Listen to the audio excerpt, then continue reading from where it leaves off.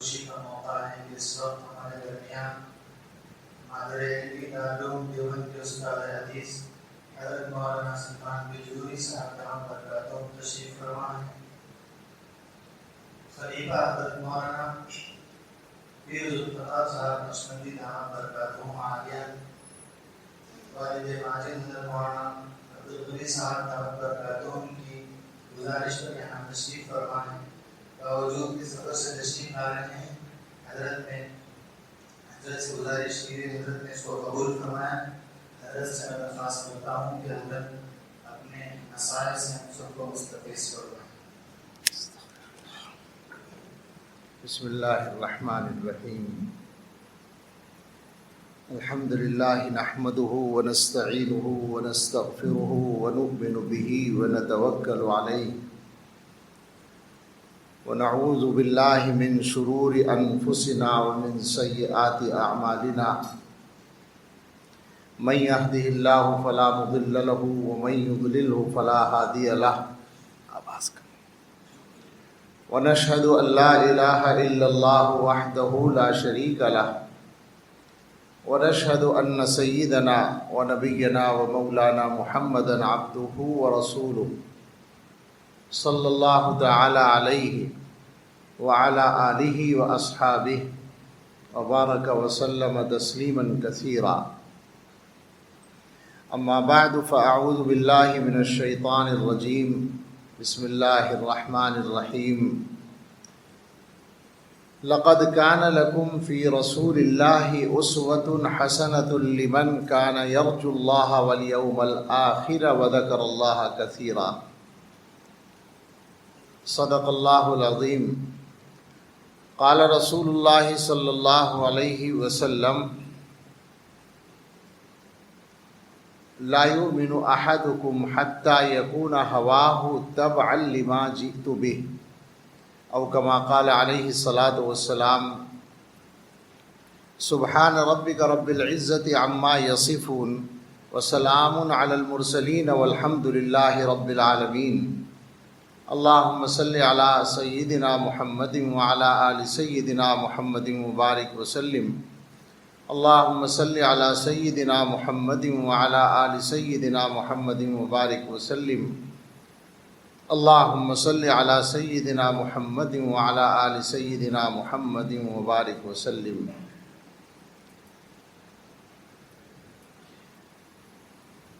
ایک ضرورت کے تحت آپ کے عظیم شہر میں آنا تھا، تو میں نے یہ گزارش کی کہ حضرت مولانا عبدالقوی صاحب دامت برکاتہم اور ان کے متعلقین سے ملاقات بھی کی جائے، خاص طور سے اس وجہ سے بھی کہ حضرت مولانا مفتی عبدالمغنی صاحب رحمۃ اللہ علیہ کا حادثہ قریب میں پیش آیا، اور یوں بھی اگر حیدرآباد آ کر مولانا عبدالقوی صاحب سے ملاقات نہ ہو تو سفر کے ناقص ہونے کا احساس رہتا ہے۔ ساتھ میں یہ حکم مجھے مل گیا کہ نماز سے پہلے کچھ عرض کیا جائے۔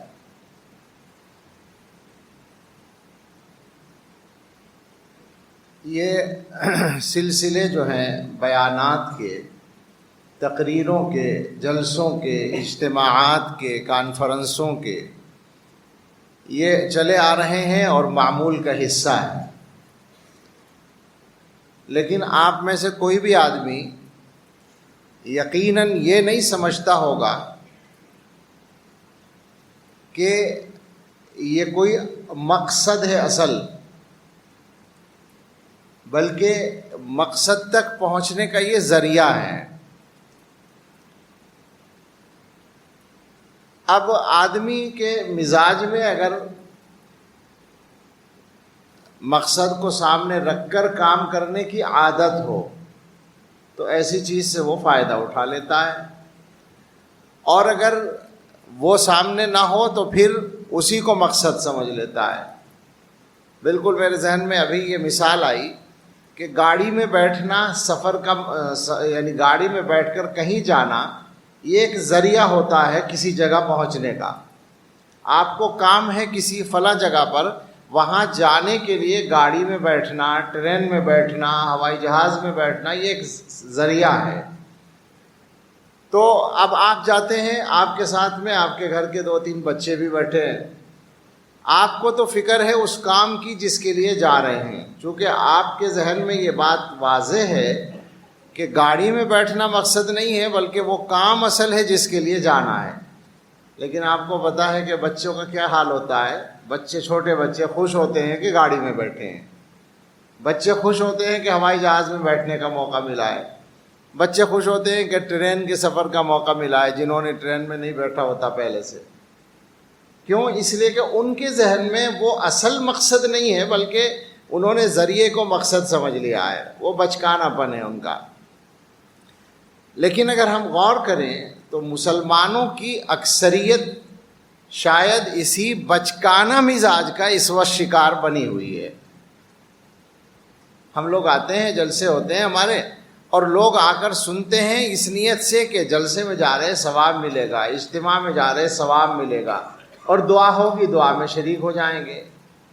تو جناب عالی اگر صرف ثواب مقصد تھا تو میں یقین سے کہتا ہوں کہ تقریر سننے سے زیادہ ثواب تو گھر بیٹھ کر قرآن کی تلاوت کرنے میں مل جاتا، اور دعا کرنے کی بات جہاں تک ہے تو یکسوئی کے ساتھ تنہائی میں گریہ و زاری اللہ کے سامنے کرنے میں زیادہ فائدہ ہو جاتا۔ تو آپ نے تو بیکار کام کیا۔ پھر سمجھنا یہی ہے کہ جو کچھ بھی باتیں کی جاتی ہیں ان کا مقصد ہے اپنے آپ کو بدلنا۔ بدلنے کی ضرورت اس لیے ہے کہ ہمارے حالات ویسے نہیں ہیں جیسے ہونے چاہیے۔ آپ اس کو یوں بھی سمجھ سکتے ہیں کہ جیسے یہ مجمع ہے، یہاں پر الحمدللہ دیندار لوگوں کا مجمع ہے، اور مولانا مثلاً یہاں پر ہیں مولانا عبدالقوی صاحب جیسا معتبر اور فکر مند عالم دین اگر کسی جگہ کام کرتا ہے تو سارے لوگوں پر اس کے اثرات یقینی ہیں۔ اس طرح اور بھی بہت سی جگہوں پر معتبر علماء ہیں، لیکن یہ والی جو کیفیت ہے، یہ جو بیٹھا ہے مجمع، اس طرح کی کیفیت والا مجمع تو آٹے میں نمک کے برابر ہے مسلمانوں میں۔ مسلمانوں کی اکثریت کا حال کیا ہے، اس پر اصل غور کرنے کی ضرورت ہے۔ صورتحال ایسی ہے کہ تن ہمہ داغ داغ شد پنبا کجا کجا نہم، سارے بدن پر زخم ہے، مرہم کہاں کہاں رکھیں۔ کسی بھی اعتبار سے سب سے زیادہ جو ایک ہمارے زمانے میں ہماری زبانوں پر بات آتی ہے وہ یہ کہ حالات بہت خراب ہیں، اور آپ کسی سوچنے والے آدمی سے، علم رکھنے والے آدمی سے پوچھ کر دیکھیں تو وہ یہ کہے گا حالات تو بہت خراب ہیں، مگر جتنے ہم خراب ہیں اتنے حالات خراب نہیں ہیں۔ ہمارا حال تو بہت عجیب ہے۔ یعنی مسلمان کا زندگی گزارنے کا جو انداز ہونا چاہیے اللہ کے ساتھ یا اللہ کے بندوں کے ساتھ، اس کا جو معاملہ ہونا چاہیے وہ 99% لوگوں میں تو نظر نہیں آتا، اکثریت تو اس سے دور پڑی ہے۔ تو حالات صحیح کیسے ہو سکتے ہیں؟ ہمارے سامنے ہمارے آقا اور اس کائنات کے سردار حضرت محمد الرسول اللہ صلی اللہ تعالیٰ علیہ وسلم کی حیات طیبہ ہے۔ عجیب بات ہے، جس قوم کے پاس دنیا کا سب سے شاندار اسوہ یعنی آئیڈیل ہے، نمونہ ہے، وہ قوم اپنے حالات خراب ہونے کی شکایت کرے یا خود خراب رخ پر چلتی رہے اور وہ یہ سمجھے کہ وہ زندگی گزار رہی ہے، اس کا وقت ٹھیک گزر رہا ہے؟ کیسے ہو سکتا ہے؟ عجیب بات یہ، یعنی بے حسی کی اس کو انتہا کہہ سکتے ہیں۔ اللہ تعالیٰ نے حضرت محمد صلی اللہ علیہ وسلم کو بھیجا تو 2 باتیں طے کر کے بھیجا، ایک تو یہ کہ حضور پر ایمان لانا ہے، اور دوسرے کہ ان کی اطاعت کرنی ہے۔ اور اطاعت کا مطلب یہ ہے کہ جو انہوں نے کہا اور کیا اسی طرح کہنا اور کرنا ہے، یعنی اس کو شرعی زبان میں آپ کہیں کہ سنت کے مطابق زندگی گزارنی ہے۔ یہ ہمیں حکم ملا ہے، اور یہ ہمارے لیے سب سے آسانی کی بات ہے. یعنی یوں سمجھیں، اس بات کو ہم یوں کہہ سکتے ہیں کہ دنیا میں جتنے انسان گزرے ہیں پوری انسانی تاریخ میں اب تک، کسی بھی آدمی سے سوال کر لیں کہ دنیا میں سب سے کامیاب زندگی کس انسان کی کہی جا سکتی ہے کل ملا کر، تو جاننے والا یہی کہے گا کہ حضرت محمد صلی اللہ تعالی علیہ وسلم. اب ایک کامیاب زندگی کا نمونہ ہمارے سامنے ہے، اور اس کے بعد ہم ادھر ادھر تلاش کریں. ہمارے پاس تو بہت آسانی کا معاملہ تھا. جب ہم سے یہ کہا جائے کہ تم سنت کے مطابق زندگی گزارو، تو گویا ہم سے یہ کہا جا رہا ہے کہ تمہیں مثلاً ایئرپورٹ جانا ہے تو تمہیں ہم نے ایک رہنما دے دیا، اس کو اپنے ساتھ بٹھا لو اور چلے جاؤ. کتنی آسانی کی بات ہے. ہم سب مانتے ہیں اس بات کو کہ سنت کے مطابق زندگی گزارنا یہ کامیابی کا راستہ ہے، لیکن سنت کے بارے میں بھی تھوڑی سی بات کرنے کی ضرورت پڑے گی. عام طور سے سنت پہ عمل کرنے کا لفظ ہم بولتے ہیں، بلکہ یوں کہیے اتباع سنت کا لفظ بولتے ہیں.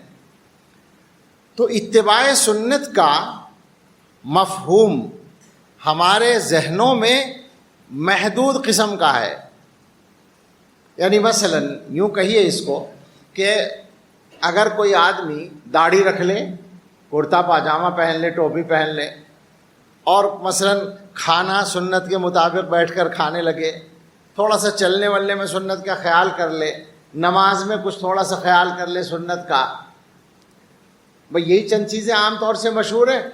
اگر کوئی آدمی اتنا کر لے تو ہمارے ماحول میں یہ سمجھا جاتا ہے کہ فلاں آدمی سنت کا بڑا پابند ہے. بتائیے، یہ تصور ہے نہیں یہاں؟ اچھا، بات یہ ہے کہ یہ کام جتنا بھی کم یا زیادہ ہے، چونکہ ہمارے ماحول میں اتنا کرنے والے بھی کم ہیں، اس لیے ہمیں غنیمت لگتا ہے کہ چلو اتنا ہی کر رہا ہے کم سے کم ایک آدمی. لیکن جو صحیح بات ہے وہ یہ ہے کہ یہ تو اتباع سنت کا ایک چھوٹا سا حصہ ہوا. اتباع سنت پورا، اور پورا اتباع سنت کا مطلب ہے پوری کامیابی کا راستہ. یعنی ایک آدمی ایسی زندگی گزارے کہ گھریلو زندگی بھی کامیاب ہو، اجتماعی زندگی بھی کامیاب ہو، وہ اپنا کوئی پلان بنائے وہ پلان کامیاب ہو، وہ مجموعی اعتبار سے پوری قوم کوئی منصوبہ بنائے وہ منصوبہ کامیاب ہو. یہ والا راستہ سنت کے اتباع کا، اس کے لیے تو ذرا سا وسیع انداز میں سمجھنا ہوگا، اور ہمیں ہمارے بڑوں نے سمجھایا ہے. ہمارے حضرت نے اس کو بیان کیا. حضرت مولانا پیر ذوالفقار صاحب دامت برکاتہم نے حضرت مجدد الفسانی رحمۃ اللہ علیہ کے مکتوبات سے، حضرت مجدد صاحب کے مکتوبات جو ہیں وہ علوم کا خزانہ ہیں، سنت کا خاص طور سے، لیکن ان کے پڑھنے والے اس زمانے میں بہت کم ہیں. ہمارے حضرت نے اس کو باقاعدہ پڑھا ہے اپنے پہلے شیخ سے، جو بہت بڑے مفتی اور فقیہ تھے، شیخ زوار حسین رحمۃ اللہ علیہ. تو حضرت نے حضرت مجدد الفسانی رحمۃ اللہ علیہ کا ایک مکتوب سامنے رکھ کر اس مضمون کو بیان فرمایا ہے. اس کا تھوڑا سا خلاصہ میں چند منٹوں میں عرض کرتا ہوں. مجدد صاحب فرماتے ہیں، اور آپ یہ سمجھ لیں کہ امام ربانی مجدد الفسانی رحمۃ اللہ علیہ ہندوستان کی سب سے بڑی عبقری اسلامی شخصیت ہیں، جن کے بعد والا سارا زمانہ ان کا مرہون احسان ہے. یعنی ان کے بعد علماء تو ان سے بڑے یقیناً پیدا ہوئے ہیں. شاہ ولی اللہ پیدا ہوئے ہیں، مولانا قاسم نانوتوی پیدا ہوئے ہیں، شیخ الہند ماں محمود حسن، مولانا اشرف علی تھانوی اور فلاں کتنے بڑے بڑے، شاہ عبد العزیز، شاہ ولی اللہ کا پورا خاندان.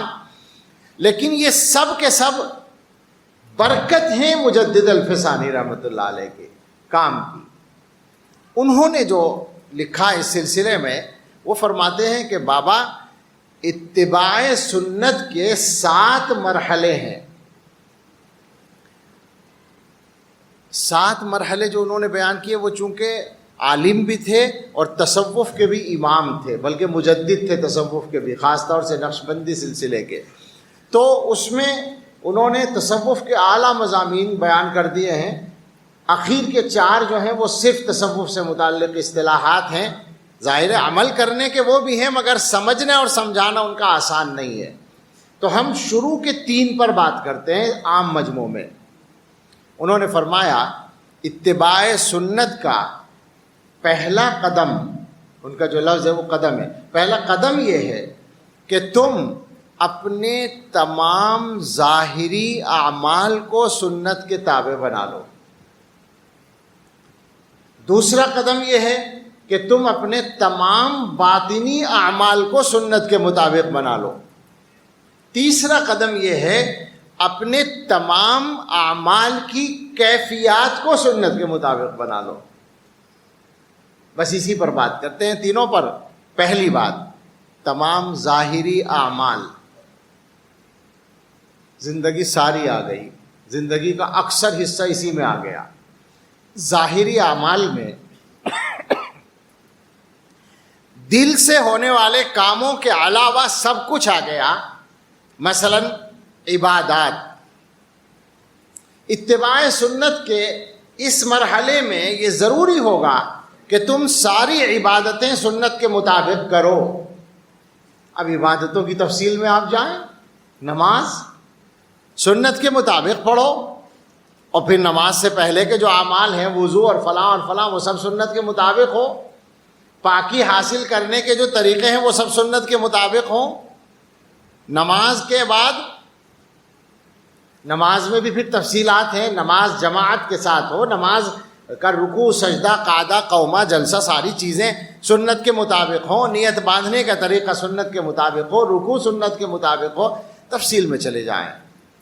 روزہ سنت کے مطابق ہو، تم صبح سے شام تک روزے میں جو زندگی گزارو وہ ویسے ہو جیسے رسول اللہ صلی اللہ علیہ وسلم گزارتے تھے۔ تمہیں زکوٰۃ دینے کا نمبر آئے تو زکوٰۃ سنت کے مطابق ادا ہو۔ تمہیں اللہ تعالیٰ حج کرنے کی توفیق دے تو حج سنت کے مطابق ہو۔ حج میں تو بہت سارے لوگ واجبات بھی ادا نہیں کر پاتے، عجیب و غریب صورتحال ہے۔ تو نماز، روزہ، زکوٰۃ، حج، صدقہ، خیرات، جتنے عبادات کے قبیل سے عمل ہیں سارے کے سارے سنت کے مطابق ہوں۔ ایک ہوا، ابھی یہ عبادت کی بات ہوئی، بات کیا ہوئی؟ اشارہ ہوا۔ عبادات کے بعد معاملات، سارے معاملات سنت کے مطابق ہوں۔ تجارت کر رہے ہو، کاروبار کر رہے ہو، خرید و فروخت کر رہے ہو، روزانہ ضرورت پڑتی ہے ان کاموں کی۔ رسول اکرم صلی اللہ تعالی علیہ وسلم نے سب کام کر کے بتایا ہے، اس طرح تمہیں کرنا ہے۔ پھر معاشرت سنت کے مطابق ہو، یعنی انسانوں کے ساتھ برتاؤ، اپنے گھر میں بیوی کے ساتھ تمہارا جو سلوک ہے وہ ویسا ہی ہو، اسی انداز کا ہو جیسے رسول اللہ صلی اللہ تعالی علیہ وسلم کا تھا۔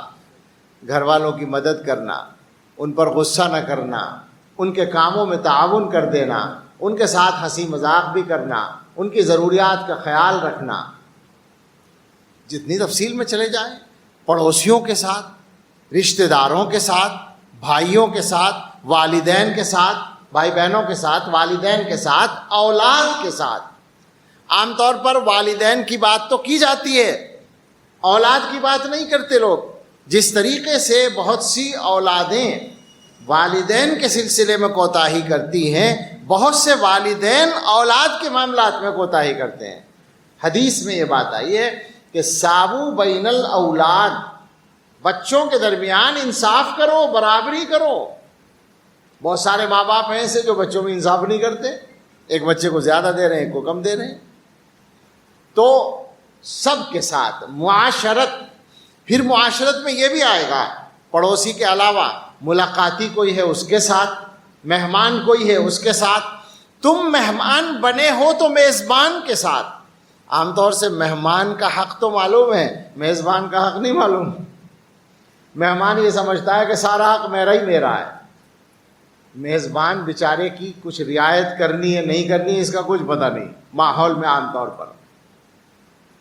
یعنی آنے والا مہمان یہ سوچتا ہے کہ چونکہ میں مہمان ہوں, میں پہنچ گیا ہوں, اب اگر وہ گہری نیند بھی سویا ہوا ہے تو اسے اٹھ جانا چاہیے. اس کا خیال ہی نہیں ہے کہ اگلے آدمی کا بھی کوئی حق ہے. تو تمام حقوق, کوئی مسافر ہے, کوئی راستے میں مل گیا ہے, الصاحب بالجم, کوئی ملاقاتی ہے, سفر میں کوئی پاس بیٹھ گیا ہے, وہ تمام انسان جن کے ساتھ واسطہ پڑے ان کے ساتھ حسن معاشرت تو سب کریں گے, برتاؤ کوئی نہ کوئی تو کریں گے, لیکن اچھا برتاؤ. ہم لوگوں کا معاملہ کیا ہے؟ آپ قرآن و حدیث کو تلاش کر لیں, ہر جگہ ایک لفظ ملے گا, حسن خلق. حسن کا لفظ لگا ہوا ہے. مولانا عبد الماجد دریا آبادی نے لطیفہ لکھا ہے کہ ایک مرتبہ اکبر الہ آبادی تھے اور کچھ لوگ بیٹھے تھے لکھنؤ میں, تو شعر شاعری ہو رہی تھی. اکبر صاحب نے ایک شعر سنانے کا ارادہ کیا اور پہلا مصرع پڑھا, قرآن ہے شاہد کہ خدا حسن سے خوش ہے. اب یہ لفظ اتنا خالی, قرآن ہے شاہد کہ خدا حسن سے, اللہ بھی حسن سے خوش ہے, تو لوگ چونک پڑے کہ یہ کیا گستاخی کر رہے ہیں اللہ تعالیٰ کی شان میں. ایک منشی اطہر علی کاکور بھی تھے جو ندوے کے بانیوں میں سے تھے, بڑے بزرگ آدمی تھے, وہ متقی, ان کی پیشانی میں تو بل پڑ گئی کہ یہ اکبر کیا مذاق, اللہ میاں کے ساتھ بھی مذاق شروع کر دیا انہوں نے. مزاحیہ شاعری کرتے تھے نا, کہنے لگے اللہ میاں کے ساتھ بھی انہوں نے مذاق شروع کر دیا. اور اکبر صاحب ہیں کہ مزے لے لے کے پڑھ رہے ہیں, قرآن ہے شاہد کہ خدا حسن سے خوش ہے. 2-4 بار پڑھنے کے بعد بولے, قرآن ہے شاہد کہ خدا حسن سے خوش ہے. کس حسن سے یہ بھی تو سنو, حسن عمل سے. تو بات سمجھ میں آئی کہ بالکل صحیح بات کہہ رہے ہیں. تو قرآن و حدیث میں آپ دیکھیں گے حسن خلق ملے گا. خالی خلق کہیں نہیں, خلق کے معنی تو برتاؤ کرنا. اگر آپ نے مہمان کو دھکے دے کے نکال دیا یہ بھی ایک برتاؤ ہے. اگر آپ نے پڑوسی کے چپت مار دیا یہ بھی ایک برتاؤ ہے. اس کو تھوڑی کہا جا رہا ہے حسن, اچھا برتاؤ. اس کو میں ذرا سا واضح کرنا چاہتا ہوں چونکہ روز کے قصے ہیں, علماء نے اس کو باقاعدہ لکھا ہے. ہم کسی آدمی کے مہمان بنے, اس نے ہمارے ساتھ ویسا معاملہ نہیں کیا جیسا ہم چاہتے تھے. کچھ دنوں کے بعد وہ ہمارا مہمان بنا, ہم نے کہا آج پھنسا ہے یہ, ہم بھی وہی کریں گے. بتائیے ہم کیا کرتے ہیں عام طور پر؟ یہی ہوگا نا کہ جیسا اس نے کیا تھا ویسا ہی ہم کریں گے. ایک آدمی سے ہم قرض مانگنے گئے, ہمیں ضرورت پڑی, ہم نے کہا بھائی کچھ قرض چاہیے, وہ دے سکتا تھا, نہیں دیا, بات ختم ہو گئی. کچھ دنوں کے بعد اللہ کا کرنا کہ اسے ضرورت پڑ گئی, وہ ہمارے پاس آیا, ہم کیا کریں گے؟ ہمارا وقت پڑا تھا تو اس نے نہیں دیا تھا, آج پتہ چلے گا ہم نہیں دیں گے, ہمارے پاس ہے مگر نہیں دیں گے. ہم بیمار ہوئے, بہت سے لوگ عیادت کے لیے, بیمار پرسی کے لیے آئے, فلاں آدمی نہیں آیا. کچھ دنوں کے بعد وہ بیمار پڑ گیا, ہم نے کہا وہ تو ہمارے یہاں آئے نہیں تھا, ہم بھی نہیں جائیں گے. اس طرح بتائیے ماحول میں ہمارے یہی چل رہا ہے نا. بتائیں یہ برابری اور بدلہ ہے یا حسن خلق ہے؟ یہ تو برابری ہے, یہ تو بدلہ ہے. تو بدلہ تو کاروبار میں ہوتا ہے. آپ نے پیسہ دیا, دکاندار نے مال دے دیا, تو تبادلہ ہو گیا, برابری ہو گئی. تو کیا تجارت ہو رہی ہے معاملہ لوگوں کے ساتھ برتاؤ میں بھی, معاشرت میں بھی؟ غلط ہے. حسن معاشرت. اس نے قرض نہیں دیا تھا, ہمیں موقع ہے تو ہم دیں گے. اس نے ہماری عیادت نہیں کی تھی, وہ بیمار ہوا تو ہم عیادت کریں گے. اس نے ہمارے ساتھ اچھا برتاؤ نہیں کیا تھا, وہ مہمان بنے گا, ہم اچھا برتاؤ کریں گے. آدمی کہتا ہے, ایک عام آدمی اس طرح سوچتا ہے کہ صاحب وہ تو اچھا نہیں کر رہا ہمارے ساتھ, ہم کیوں کریں. میں اس کو یوں کہا کرتا ہوں, ہنستے ہیں لوگ, کہ اس کا مطلب یہ نکلتا ہے کہ وہ تو جنت میں اچھے درجے لینا نہیں چاہ رہا, میں کیوں لوں. یہی تو ہوا نا, وہ جنت میں نہیں جانا چاہ رہا, میں کیوں جاؤں. یہ تو بیوقوفی کی بات ہے. بھائی وہ نہیں جانا چاہ رہا, وہ اس کا مسئلہ ہے, تم تو کوشش کرو اعلیٰ درجے پر جانے کی. تو یہ سارے اعمال ظاہری اعمال ہوئے. اور اس کے علاوہ بھی مثلاً آپ کا چلنا, سنت کے مطابق ہو، بولنا سنت کے مطابق ہو، ہنسنا سنت کے مطابق ہو، دیکھنا سنت کے مطابق ہو، لوگوں کے ساتھ ملنا سنت کے مطابق ہو.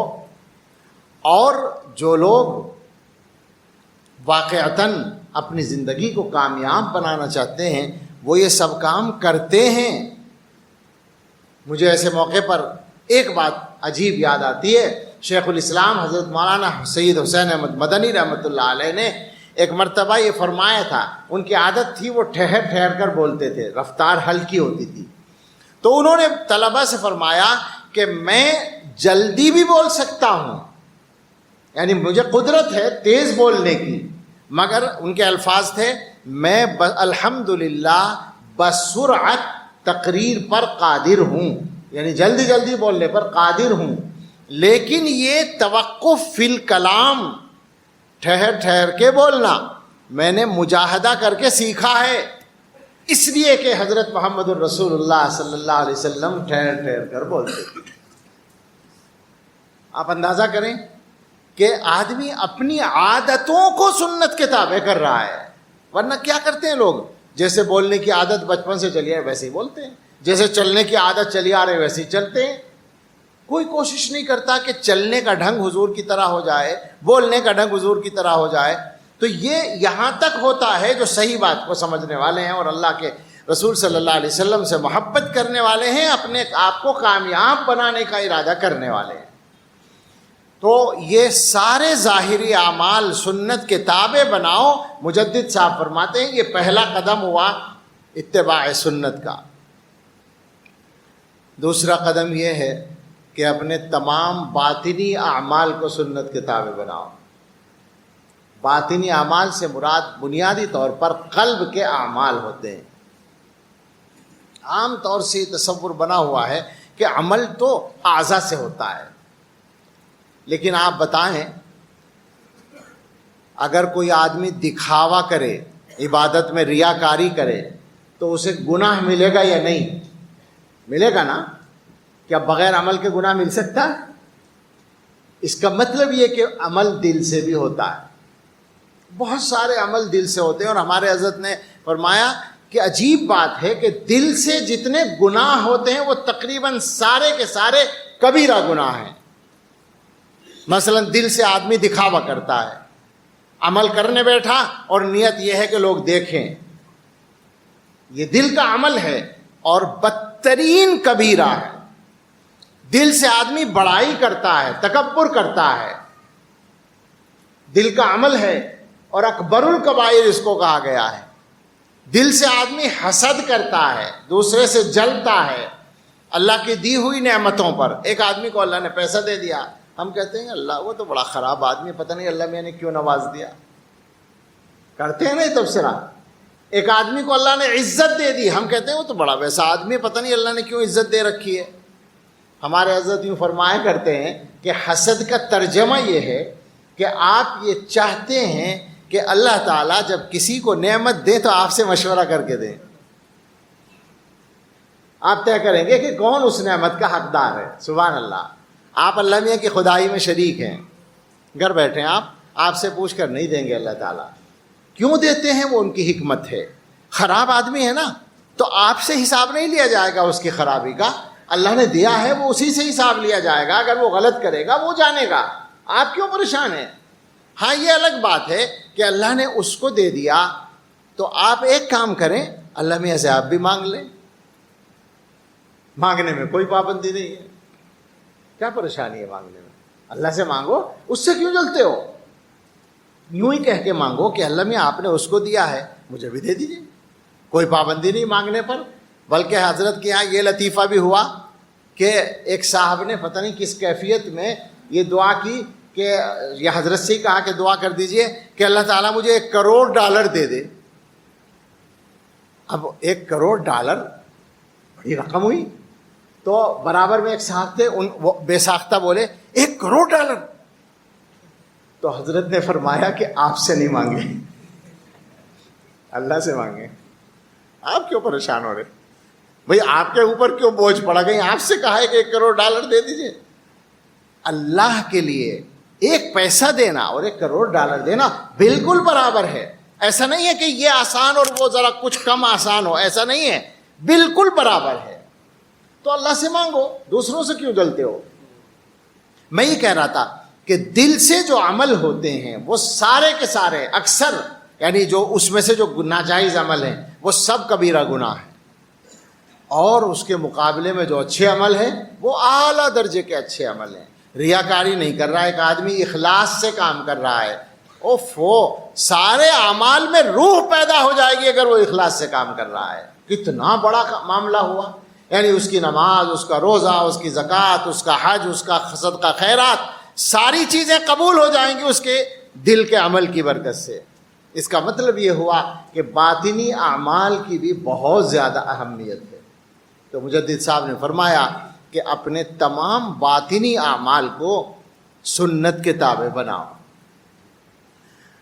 تیسری بات فرمائی، اپنے اعمال کی کیفیتوں کو سنت کے تابع بناؤ، یعنی کوشش یہ کرو کہ رسول اکرم صلی اللہ تعالی علیہ وسلم جس عمل کو جس کیفیت کے ساتھ کرتے تھے وہ کیفیت تمہارے دل کے اندر بھی پیدا ہو جائے۔ نماز پڑھتے تھے آپ صلی اللہ علیہ وسلم، تو آپ کی نماز کی جو کیفیت تھی بالکل پورے طور پر یہ کیفیت کہ جیسے اللہ تعالیٰ کو اپنے سامنے دیکھ رہے ہوں۔ اور حضور کی بات کیا کی جائے، حضور کا تو حال تھا ہی ہے، ہم بھی تو ذرا کوشش کریں، محنت کریں کہ یہ کیفیت ہمیں مل جائے۔ حاتم اصم کا غالباً آپ نے قصہ پڑھا بھی ہوگا کہ ان سے کسی نے پوچھا تھا کہ آپ نماز کیسے پڑھتے ہیں، تو انہوں نے کہا تھا کہ جب میں نماز کی نیت باندھتا ہوں تو میں یہ سوچتا ہوں کہ میرے دائیں طرف جنت ہے، بائیں طرف جہنم ہے، قدموں کے نیچے پل صراط ہے، میرے پیچھے موت کا فرشتہ کھڑا ہوا ہے اور میرے سامنے اللہ تعالیٰ ہے، میں اللہ کو سجدہ کرنے جا رہا ہوں، اور چونکہ قدم پیچھے موت کا فرشتہ کھڑا ہے تو یہ نماز بس مجھے آخری نماز مل رہی ہے، پتہ نہیں اس کے بعد موقع ملے گا یا نہیں، یہ سب کچھ سوچ کر میں نیت باندھتا ہوں۔ آپ سوچیں ذرا، اس طرح جو آدمی نماز پڑھے گا اس کی نماز کیفیت کے کس درجے پر ہوگی؟ روزہ رکھتے ہو، زکوٰۃ دیتے ہو، حج کرتے ہو، جو جو کیفیتیں رسول اللہ صلی اللہ تعالیٰ علیہ وسلم کی حضرات صحابہ نے بیان کر دی ہیں، ان کیفیتوں کو اپنے دل کے اندر پیدا کرنے کی کوشش کرو۔ یہ 3 قدم، 3 مرحلے سنت کے اتباع کے، جن کا زیادہ تر اعمال سے تعلق ہو گیا، باقی 4 جو ہیں وہ ذرا درجات کی بلندی سے تعلق رکھنے والے ہیں، عالم بالا کی باتیں ہیں، اس لیے ہم ان کو عام مجموع میں بیان نہیں کرتے۔ تو ہمیں سمجھنا چاہیے یہ سب مل کر بنتا ہے اتباع سنت۔ خالی ٹوپی داڑھی سے یا پگڑی باندھنے سے یا کرتا پاجامہ پہننے سے یا اکڑوں بیٹھ کر کھا لینے سے یا بسم اللہ پڑھ لینے سے پوری سنت کا اتباع کا حق نہیں ادا ہوتا۔ اتباع سنت ان ساری چیزوں کا نام ہے۔ ہم مسلمانوں کے لیے موجودہ حالات میں کرنے کا کام یہ ہے، ہماری ایک مشکل ہے، اپنے کرنے کے کام پہ ہم غور نہیں کرتے، دوسروں کے کرنے کے کام کی فکر کرتے رہتے ہیں۔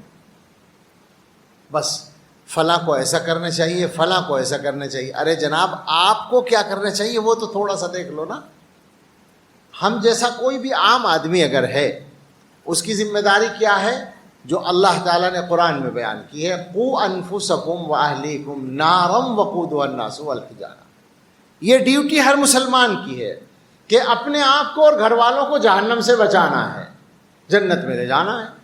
بس اس کی فکر کر لے ہر آدمی، تو گویا اپنے حصے کا کام اس نے کر لیا۔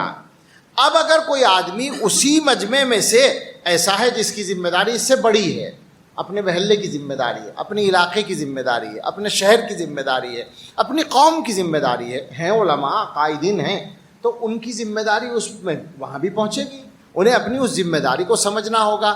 لیکن ہم کیا کرتے ہیں کہ ان کی ذمہ داریاں تو ان کو سمجھانے کی کوشش کرتے رہتے ہیں، اپنی ذمہ داری سمجھنے کی فکر نہیں کرتے۔ نقصان ہم اپنا کر رہے ہیں۔ حالات بدلنے کے لیے، صفائی سے سن لیں، حالات بدلنے کے لیے باہر سے لاؤ لشکر نہیں آئیں گے، ہم اپنے آپ کو ٹھیک کر لیں، حالات ٹھیک ہو جائیں گے۔ چونکہ حالات ہمارے ہیں، ہمارے اعمال کے تابع ہیں، ہماری زندگی کے تابع ہیں، جیسے ہم ہیں ویسے حالات ہیں۔ رسول اللہ صلی اللہ تعالی علیہ وسلم اور حضرات صحابہ کی زندگی ہمارے سامنے ہے. انہوں نے مشکل حالات کو اپنے موافق بنایا ہے. کیسے بنایا؟ اپنے عمل سے بنایا ہے. اور ہم موافق حالات کو بھی مخالف بناتے چلے جا رہے ہیں اپنی بے عملی سے. اللہ تعالی ہمیں صحیح معنی میں اتباع سنت کی توفیق عطا فرمائے. ہماری زندگیوں کو اللہ رسول اکرم صلی اللہ تعالی علیہ وسلم کے نقش قدم پر چلا کر ہمیں کامیابی عطا فرمائے. آمین. وآخر دعوانا الحمدللہ.